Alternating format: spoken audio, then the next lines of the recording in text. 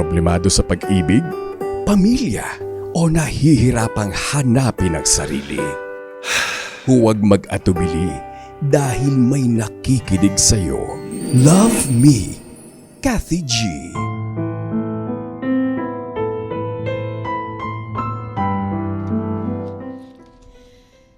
This story is from Kim Chorva. Magandang tanghali po sa inyong lahat, ka-vibes. Ako pala ang chinitang chikadora, Kim Chorva. Bata pa lang ako ay kinalakihan ko na ang katagang everything happens for a reason. Dahil maaga akong sinubok ng tadhana. Nakatira ako sa Laguna, kilala ako sa pangalang Mikmik, at panganay ako sa magkakapatid. Noong buo pa ang pamilyang meron ako, linggo-linggo kaming namamasyal at nagsisimba. Dati ang iniisip ko lang ay kung saan kami susunod na mamamasyal. Ngayon, daig ko pa ang may anak sa responsibilidad na meron ako, Kathy. Way back 2016, I was only 15 at iniwan na kami ng nanay ko. Sumama na siya sa ibang lalaki, Kathy. Masakit para sa amin ang kapatid ko ang nangyari pero kailangan namin itong tanggapin. Bilang panganay sa murang edad, ay nagsilbi akong ilaw ng tahanan. Inaral ko ang mga gawaing bahay ng mag-isa. Gabi-gabi pagkagaling ni Papa sa trabaho ay umiinom at nagpapakalasing siya. Naiintindihan ko siya, Kathy, dahil mahirap para sa kanya ang maiwan ng asawa. Isang gabi, masinsinan namin kinausap ang tatay ko at sinabi, "Pa, nandito pa kami ni Bunso. Hindi ka nag-iisa. Tutuparin pa rin natin lahat ng pangarap ng bawat isa. Pangako, ipapanalo natin ang laban na to." Kahit iniwan kami ni Mama, Kathy, ay hindi kami pinabayaan ng tatay ko. Lahat ng kaya niyang pasukang trabaho ay ginawa niya para maitaguyod kaming magkakapatid. Or magkapatid. Nagpapasalamat ako dahil naitaguyod niya na makapag-aral kami sa magandang paaralan. Naalala ko pa noon, gusto niya para sa akin ay maging isang radio DJ. Yun din ang gusto ko, Kathy, ang maging announcer.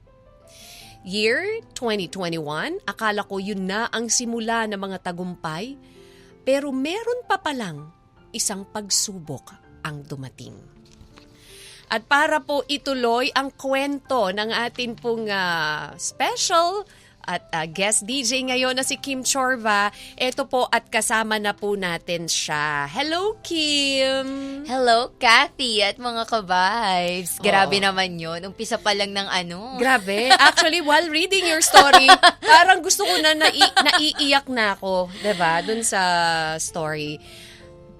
Anong nangyari, Kim? At early age, iniwan na kayo ng mother mo. Mm-mm. So, pero hindi kayo natapos doon, diba? Hindi lang. Oo, still, syempre, nandiyan pa naman ang father mo at siya na nagtaguyod sa inyo. Sobra. And then, what happened? Kasi year 2021, kinuwento mo na ikaw, meron pang isa pang nangyari na pagsubok na dumating sa buhay nyo. At ang bata mo at the age, parang ikaw na yung naging breadwinner, ikaw na yung sinandalan. Ano tong pagsubok na to na dumating? Yung year 2021, ano pa yan, pandemic pa rin yan. Di ba, nag-start naman yung pandemic, parang mga early 2019. Tapos yung 2021, medyo, di ba, sa iba, parang yung pandemic, malungkot. 'Di ba? Siyempre hindi makalabas, walang trabaho. Pero sa amin parang dahil nga unti-unti nang na-achieve ng tatay ko yung parang tinanim niya, 'di ba? Parang 'di ba? Masipag kasi eto na, unti-unti na namin na harvest. Ayun na, nandun na kami hanggat sa nung June 28 ng gabi. Yun na pala yung huli naming pag-uusap. Alam mo, ang ang kwento ko diyan is yung huli naming pagkikita ng tatay ko, hindi maganda. Kasi pinipilit kong, gusto kasing mag-artista before. Okay. Tapos na-offeran ako ng shooting sa isang theme park, ganyan. Ayaw akong payagan. Sabi ko, kailangan ko, tas lang ako, vaccine. Ayaw niya. Kasi nga, dahil medyo hindi pa kasi hindi sure. Hindi pa ganun ka 100% na okay. Oo. Pero sabi ko, ano ba yan? Pag kayo pwede, pag ako bawal. Ito yung pangarap ko, ganyan-ganyan. So parang medyo may hit yung huli naming pag-uusap na yun. Oo. Alam mo, kumain siya mag-isa nung gabing yun. Hindi ko siya nasabayan. Tapos, hindi ko alam na yung message ko pala sa kanya nung June 29 ng umaga, may nangyari na palang hindi maganda sa kanya. Okay. Nawala yung papa ko. He was been kidnapped. Meron kaming like screenshot. Kasi namin, tinrack namin yung kung paano siya nawala, kung sino yung mga huling kausap niya. Parang finrame up siya na gusto siyang kitain, ganyan-ganyan. Okay. And then, parang bigla na lang. Parang hindi ko alam paano magpa-process. Ano ba? Totoo ba tong nangyayaring to sa akin? Kasi parang, hindi, baka nandyan lang yan sa babalik din yan. Pero nung hating gabi na, tinawagan ko siya.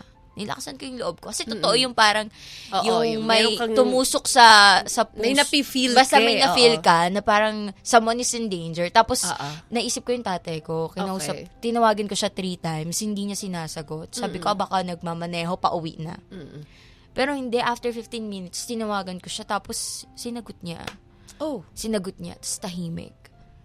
Tapos, bigla sabi niya lang, Mick, punta na kayo sa tita Dabeng niyo, kay Lolo Tongi niyo. Ngayon na! Tapos, yun na yun. Parang, wala na. End na nung call namin. Yun lang ang sinabi niya. Yun na yung sinabi niya. Anong na-feel mo nung ginawa Siyempre, niyo nung time na yun? Kinilabutan ako. Parang natulala ako. Pero yung kapatid ko kasi, as lalaki kasi siya eh. So, mabilis ang kumilos. Talagang hinila niya ako. Pinatay niya yung switch ng ng bahay namin. Tapos niliso na namin yung bahay namin. Na hanggang ngayon, hindi pa rin namin nababalikan. Until now? Until How many now. years na hindi nyo nababalikan? 4 years na. Wala man lang, hindi nyo man lang tinry na i-visit yung house? Vini-visit naman namin yung house namin. Kaya lang, syempre, ang dami pang pangyayari, ang daming nag-aagawan sa mga sa mga ari-arian, yung mga ganun ba na moment. Na parang nawalan kami ng rights. Parang ganun. Parang ang dami, nakitira kami sa mga kakilala namin. And then, hanggat sa napagdesisyonan ko nung bumukod na kami ng kapatid ko, kasi kaming dalawa na lang eh. Sabi ko, siguro habang hinahanap natin si Papa, sabi ko, sarili na lang muna tayo. Pero alam mo yung pinakamasakit nun, Kat, kasi ang dami niyang hirap, ang dami niyang napundaan na napunta lang sa wala. Okay. Parang ganun. Anong ginawa niyo, Kim, nung time na, yun nga, na-kidnap siya, nawala siya, na bigla na lang nawala siya? Did you report sa sa police? Nag-report kami. Nag-report kami sa police, sa NBI, lahat pinuntahan namin, lahat tiningan namin ng tulong. Anong sinabi? Sabi lang nila na lang na daw nila yung mga CCTV, pero wala naman silang nakuha. Tapos, sige, follow up ka na lang namin. Follow up, pero wala naman nangyari. Ano nang ginawa nyo after that? Ganun lang, bigla na lang Nung wala naubos na kami, kasi nagbinenta na namin yung mga meron kami, hindi na namin siya na-follow up. Kasi syempre, aminin naman natin na kailangan kasi ng pera kada lakad mo. Yes. Diba? Kada lakad mo, pagka magpamamasahe ka, diba? Parang may mga tao kang, syempre, bibigyan mo rin naman. So, paano ginawa nyo? Ikaw kayo na lang dalawang magkapatid. Kinontak nyo ba yung mother nyo at in-inform kung ano nangyari? In fairness naman dun sa nanay ko, kahit na iniwanan niya kami, nakontak ko naman siya. Tapos, syempre, sabi ko, siya na lang din yung meron kami. Kaya lang, syempre, marami nang nangyari. May kapatid na kami, may sarili na siyang family. So, hindi na siya pwedeng magsama ulit kasi yung kapatid kong lalaki hanggang ngayon, may sakit pa rin. Alam mo yun, parang hindi mo sila mapagsasama na sa isang bahay. Especially pag alam niya na may galit pa yung para sa may brother galit mo. pa. Iba kasi yun eh. So, ako ngayon, parang sige, ako na yung aako dito sa kapatid kong to. Na ako na magpo-provide. Pero umabot din sa point na nag-stop siya para lang makapagtapos ako. Kaya naging working student ako before. So, akala kasi ng iba, wow, DJ ka na, hindi ako nagsimula sa ganon. Wow, ang ganda ng paaralan mo San Beda ka nag-aaral, yaman-yaman mo. Hindi ganon yun. Yung tatay ko, yun yung nagpapaaral sa akin before. Pero kasi, kailangan kong kumita din. And syempre, with the help of my family rin na nagsusupport sa akin na para lang maitawid yung pag-aaral ko. So, yung family naman, the side of your may side, yung side naman ng family ko, very helpful naman. Especially naman, may mother side ko. So naka-assist naman sila sa inyo. Naka-assist sila, oo. Sila naman ang tumulong sa akin. Tapos, actually, nung time na yon sabi lang nila na move on ka na lang. Parang kasi 1 year na eh. 1 year na, ikaw ba pag 1 year na nawawala? Diba? Parang, yung iba, tama na, iyaan mo na. Suko diba? na. Suko Oo. na. Pero hindi nila alam. Kaming dalawang magkapatid, mahirap yun. Kasi hindi mo alam kung okay pa ba siya, kung safe pa ba siya, diba? Nasa na ba siya? Oo. Buhay pa ba siya o ano na? Oo. Wala na ba? Oo. Kasi syempre, kapag ka ganun, parang huwag mong sabihin kaagad na, di ba? Parang mag-move Oo. on ka na. Parang ang hirap Madaling nun. sabihin sa ibang tao, pero ikaw mismo na nasa Mahirap. situation, mahirap. Oo, kasi di ba sinabi ko yun one time na nung nag-usap kami ng mom ko, sabi niya, sana naman, anak, mag-move on na kayo. Mapatawad niyo na yung isa. Mapatawad niyo na rin ako. Yung parang ganun. Sabi ko, napatawad ka na namin. Pero yung sabi mo, mag-move on dun sa fact na wala na talaga. Parang i-accept na lang ba namin? That Nung pagkawala nung ng dad pagkawala. mo. Hindi siya ganun. Kasi syempre, parang ang dami naming pinagsamahan na simula nung iniwan kami ng nanay ko, parang si Papa na yung yung tumayo. Tapos ngayon, iniwan na kami ng nanay ko, iniwan pa kami ng Papa ko. Parang, sino na yung namin, kukunan namin ng lakas ng loob, diba? So, that time, parang, parang lagi kami nag-one-on-one talk ng kapatid ko.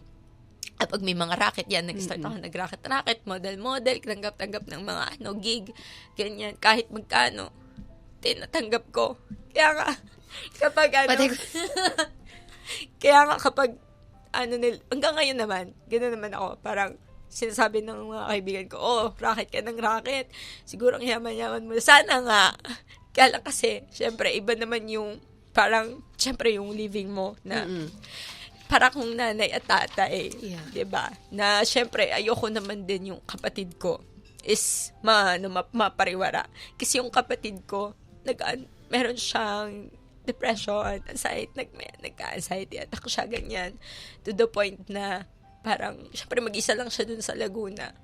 Parang kailangan kong i-support ko ano yung kailangan niya, diba? Kaya sabi ko, ang hirap maging nanay-tatay. Diba?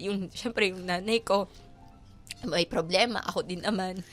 So, hindi lang kapatid ko. Yung ganun. Kim, sa dami ng pinagdadaanan mo, diba? Like being the breadwinner, na wala yung tatay mo, andyan ang mother mo, na iniwan kayo, and then your sick brother. Paano mo hinaharap yung problem? At sino yung nagiging sandala mo dito? Kasi diba, ang hirap ng wala ka man lang matakbuhan, masabihan. Anong nasabi mo sa sarili mo?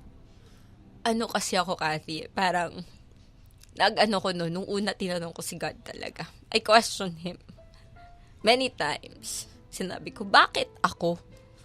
Bakit ako? Kasi, di man sa pagmamayabang, performing naman ako na bata dati eh.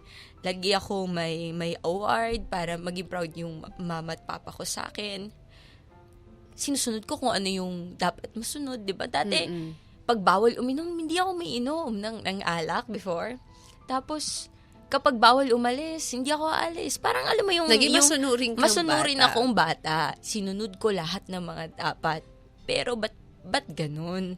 Sabi ko, ba't ganun? Anong nagawa ko na mali para mangyari to sa akin? Kaya parang sabi ko, siguro yung sinasabi ng mga tita ko sa akin and ng papa ko before, not everything happens for a reason. May reason bakit. Feeling ko reason yon para mas maging strong ako.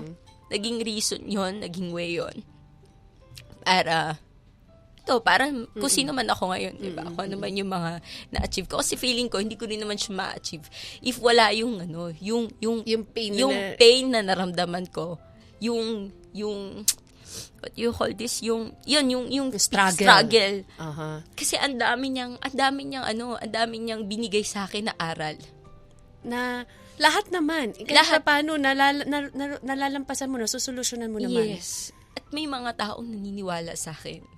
Kaya that's good. Kaya siguro, nung time na yon mas naging, dati kasi extrovert ako, as in, parang halos lahat friends ko. Nung time na nawalan ako, parang syempre, nawala din sila. Pero may mga tao, yung mga nagstay. Diba? Naging radio DJ ako because of this girl, si Angela Baban. Kasi nagdadrama-dramatista doon sa previews namin na company. Tapos sabi niya, call center na ako noon. Sabi niya, try mo Okay. mag-intern dito. Sabi ko noon, Kathy, hindi, okay na ako dito, kumikita ako. Parang, alam mo yun na parang okay na ako, hindi na. Sabi niya, pangarap mo So, naman to. nag-encourage sa'yo na talagang, teka, try ko nga. Napanaginipan ko yung tatay ko. Okay. Napanaginipan ko siya. Okay. Napanagginipan ko siya. Tapos sabi ko, sige na nga, give it a try. Tapos ito kasi si Jella, talagang medyo hindi ka na, send mo na. Sinend ko na lang yung resume ko and yun na yun. Yun na yung start Yun na yung start. ng field mo sa mundo ng sa radyo. mundo ng radyo. As intern pa lang ako noon, hindi pa ako noon as DJ. So, paano mo hinarap yun? Siyempre, as a DJ, kailangan medyo energetic ka, di ba? Dapat, alam mo yun, na parang the show must go on. Despite of, Yes. ano mo yun, na sufferings or ano man yung pinagdadaanan mo, kailangan sa pagbukas mo ng mikropono at pagbuka ng bibig mo, kailangan nakasmile ka at yun ang kailangan mo gawin. So, how did you handle that na meron kang pinagdadaanan na pagsubok? Kahit ako, di ba, napatanong, paano ko siya? Siguro kasi, again, may mga taong laging nandyan din. And maybe the Holy Spirit guided you, di ba? Yes, mas lalo kung mas naging pala ako, malapit kay God. Nung eto na yung nangyari, na talaga ba? Eto na ba yung parang pagbawi mo? Parang parang alam mo yun, parang something in return na, eto ba yun? Pero ba't ganun? I feel empty pa rin. Di ba parang, okay, sige, ito na yun. Ko na lang, i-take ko na to. Parang opportunity, binigay mo to sa akin eh. So, Tas, okay, go ahead. every night, parang nagdadasal ako. Tapos halos lahat ng mga pinagdarasal ko, unti-unti. Totoo yun. Unti-unti nang nangyayari. Unti na nangyayari. Okay. Sabi, ayan. Pero hindi niya ibibigay agad-agad eh.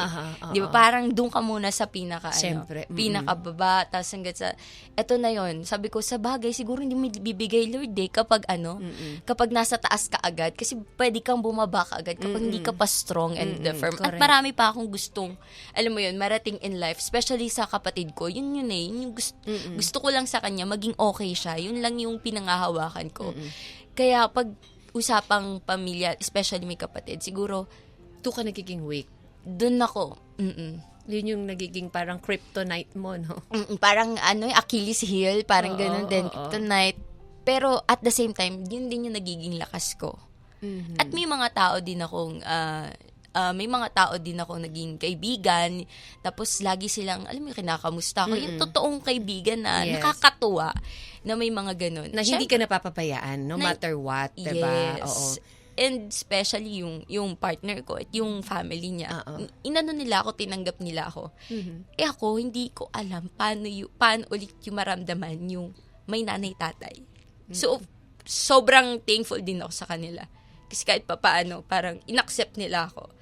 Kasi iba, pag sinabing broken family, iba, ay, wala nang tatay, nanay yan. Ano na yan eh. Di ba? Ay, wala na buhay yan, ayun, diba? totoo yan. Ang dami sinasabi, magbubuntis agad yan. Mag-aasawa yan pag ganyan. But you proved them wrong. 'Di ba? Eto ka ngayon, Kim.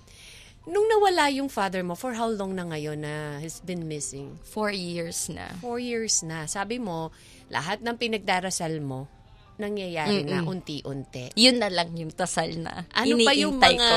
dasal na mangyayari na sa tingin mo?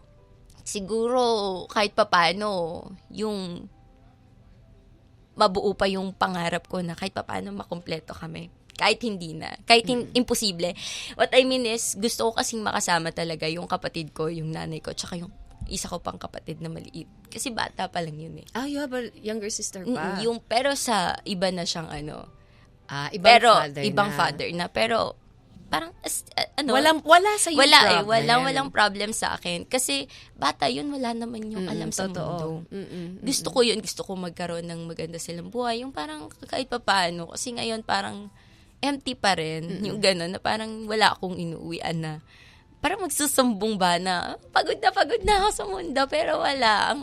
Lagi ko lang tinatakbuhan, syempre si God, tapos yung partner ko, minsan ako pa, sarili ko lang, parang, kaya mo yan. Gano'n na lang, parang, So, going back, doon sa dami ng struggles mo, going back na naging radio DJ ka na, nagtuloy-tuloy na yon with up to this na. yes. From the previous one up to here. Oo. Eto na yon, tuloy-tuloy na yon. Parang may mga problem din na nangyari pa before. Pero, sabi ko nga, wala namang problemang hindi mo kakayanin eh. Meron pa bang mas matindi pa na dumating pa sa buhay mo, Kim? Yung, ewan ko ba yung sabihin yun, pero yun nga, sabi ko, yung bahay na inano ng tatay ko, Na yung hindi nyo pinundar pa nila, napupuntahan? na hindi namin na pinuntahan ever, yung hindi na namin tinirhan. Yun yung biglang may iba na yung nagmay-ari, yung gano'n. Yung parang hanggang ngayon di namin alam kung, kasi yung taong yun na pilit kinukuha yung bahay namin, may mga threats kaming nare-receive, diba? Parang nabuhay kami for 6 months noon na parang di namin alam kung sino ba yung mga kalaban namin, yung parang sino ba yung taong dapat iwasan namin kasi parang halos lahat okay naman. Did you ever ask your family, bakit ganun? Bakit may bibiglang ganun sa nangyari? Natanong ko naman and actually na-found out ko naman kung bakit. Okay. Ayun. Siguro may mga personal matter na yun. Kung meron kang message na gusto mong sabihin, unahin natin si mother. Ano yung gusto mong iparating kay mom? Sa akin naman. Sa mami mo? Siguro sasabihin ko lang, Ma, di ko alam kung nakikinig ka rin nanonood ka, pero Ma, alam mo, kahit ano man yung nangyari in the past, wala na yun. Parang sa akin, okay na. Gusto ko na kasi maging okay din. Basta ikaw, ayusin mo yung buhay mo. Diba? Parang kahit papaano, maramdaman ba namin na yung nanay vibe. Sorry pero may mga ganun kasi talagang anak na hindi mo nararamdaman Kahit na nandyan sila. Na nandyan sila Parang sabi, sana naman, kahit konti, maramdaman ko na may masasandalan ako. Hindi yung laging ako yung sasandalan. Kasi pag na rin ako yung parang hirap magsabi ng kwento sa'yo na, mapagod na ako kasi, ang sasabihin mo, pagod na din kasi ako na. Parang baka pwede naman, okay lang yan nak. Pero again, mahal na mahal kita. Kahit na may mga pinagdaanan tayo in the past. Siyempre, ikaw na lang din naman yung nandyan. Ayun. Kay brother. Ayusin mo yung pag-aaral mo. Magtapos ka, gawin mo kung anong gusto mo. After that, tuparin mo kung ano yung pangarap na gusto mo. Yun lang naman. Huwag mo na akong isipin. Kasi lagi sasabi, bawi ako sa'yo pag nakapagtapos. Hindi mo kailangang isipin. Kailangan mong isipin yung sarili mo. Magkaroon ka ng magandang buhay. And to your dad. Uwi ka na. Umuwi ka na pa. Pagod na ako. Kakahanap sa'yo. Well, pero honestly, miss na kita. Nung Sunday, bigla akong naiyak nung nagmimisa. Muntikan ko na makalimutan yung tatay ko sa dasal. So sorry. Pero miss na kita. Sana proud na proud ka sa akin ngayon. I'm sure. Yun nga yun, sayang kasi. Kung Malay nandito mo ka naman, nandyan lang siya. Malay mo naman. Kung nandito ka. Ma-surprise ka. Kasi nga, sa dami ng pinagdaanan mo na hindi inaasahan. Baka may hindi inaasahan na biglang dumating yun. Kaya ba sana, baka this Christmas na. Malay mo, diba? Kim, ang dami ng pinagdaanan mo. Same thing ng mga tao na nakikinig sa atin ngayon. May kanya-kanyang pinagdadaanan tayo sa buhay Yes. Lahat tayo may kanya-kanyang struggle, Yes. diba? Katulad mo, hinaharap din nila. Ano yung mapapayo mo sa kanila na merong mga tao na ang daming struggle sa buhay na hindi na kaya at tumatalikod? Of course, dumarating sa point na, alam mo yun, na ayaw na nila and then they end their life. Ano yung pwede mong masabi, mapayo? Ikaw, bilang isa sa alam mo yun, ang daming pinagdaanan yet standing there. Siguro ang sa akin, normal lang magpahinga muna. Take a break. Pero wag mong susukuan. Kasi naniniwala ako na, again, yung mga struggles, challenges na binibigay sa atin ng itaas, makakayanan mo. Siguro mapapagod ka, parang mawawalan ka na ng pag-asa, mawawalan ka na ng motivation, pero again, kailangan ikaw mismo sa sarili mo bumangon ka dyan. Kasi may mga taong nag-iintay sa'yo, may mga taong naniniwala at nakasandal pa sa'yo at lagi kang chinicheer na kaya mo yan. So, kailangan mo lang talagang lumaban, patuloy ka lang lumaban. Kasi at the end of the day, ikaw yan Ikaw lang din ang makakasagip sa sarili mo. So, ngayon pa lang sagipin mo na yung sarili mo. Maghanap ka ng pwede mong maging rason, yung biggest why mo, bakit kailangan mong lumaban. Pwedeng sa family mo, special someone. Ikaw lang. kaya lumaban ka. Huwag kang susuko. Laban lang. Laban lang. Hanggat may buhay, may pag-asa, diba? Thank you so much, Kim, sa Thank you din, pag-share mo Cathy ng G. story. Alam mo yun, nalulungkot ako na hearing your story, pero kailangan kasi, alam mo yun, kailangan pigilan. Kasi kung di mag-iiyakan tayong dalawa dito. Kaya nga sabi ko, feeling ko di man ako iiyak. Pero, Nasasad ako kasi syempre, di ba, being a parent, wala naman tayong ibang ginusto talaga kundi makita yung mga anak natin na nasa ayos sila, di ba?